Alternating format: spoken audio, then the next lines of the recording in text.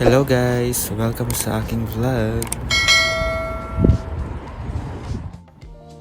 Paano malalaman kung may refund o babayaran sa year-end tax settlement? Buksan ang Home Tax app.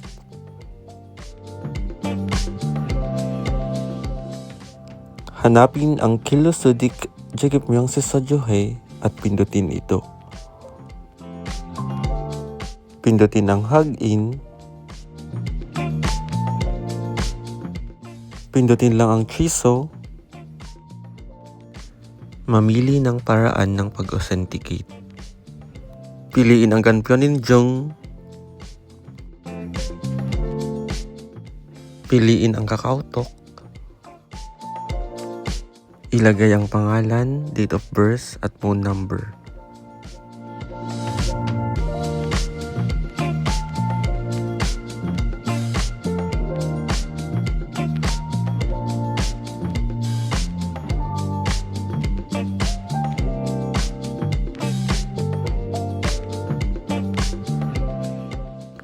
Pindutin ang modo Donge Hago Injing Yuchong. Pumunta sa iyong KakaoTalk account.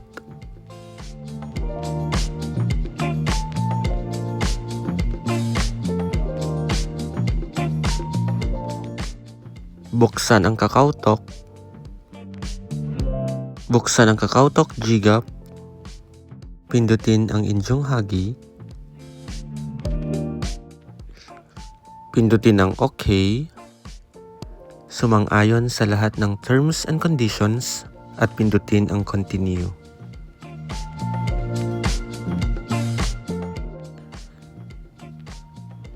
Piliin ang mobile carrier at ilagay ang phone number at pindutin ang Verify.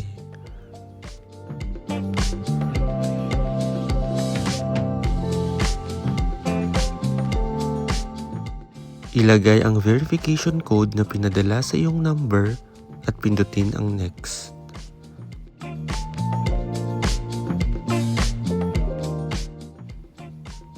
Piliin ang bangko at ilagay ang account number.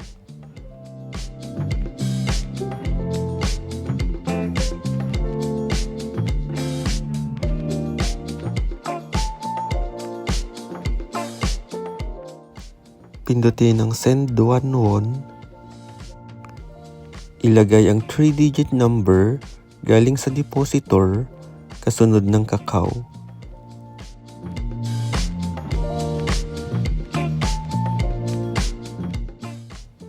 Pindutin ang OK. Pindutin ang Issue New Certificate.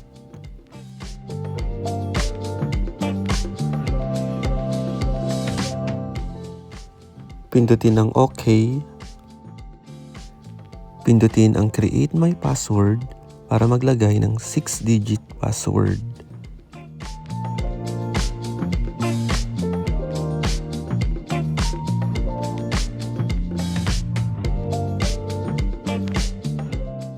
Pindutin ang Continue. I-check ang kinakailangang impormasyon at pindutin ang Verify. Ilagay ang password.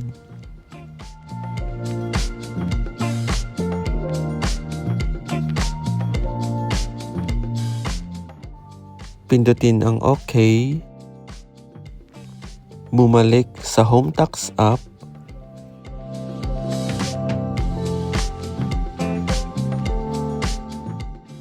Pindutin ang Injong Walyo. Mamili ng taon at pindutin ang Johe. Pindutin ang nasalungguhitang mga numero, company registration number.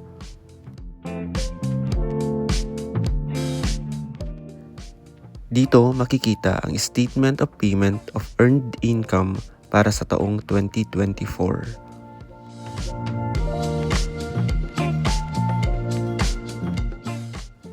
Sa ibabang bahagi, makikita dito kung may refund, negative, o hindi, kailangan bayaran kaltas sahod.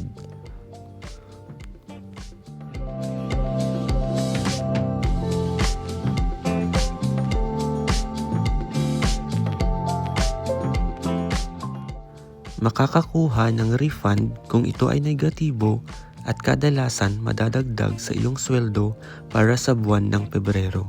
Kung hindi negatibo, kailangan mong bayaran ang katumbas na halaga na kakaltasin sa iyong sweldo. Maraming salamat sa panonood. Annyeong!